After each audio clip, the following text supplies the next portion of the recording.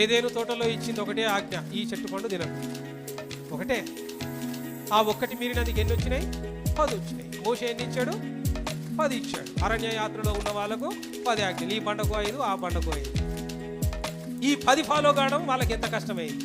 ఆనాడు 1 ఫాలో కాక 10 తెచ్చుకున్నారు.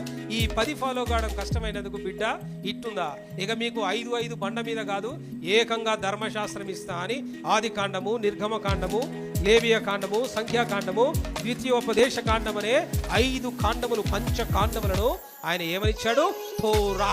తోరా అంటే ధర్మశాస్త్రముగా వాళ్ళకి ఇచ్చారు. ధర్మశాస్త్రమందు రాయబడ్డ ఆజ్ఞలు 613. ఇట్లా కాదురా, పుస్తకాల మీద లాభం లేదు, తోలుచుల మీద లాభం లేదు, బండ మీద లాభం లేదు రాయడం.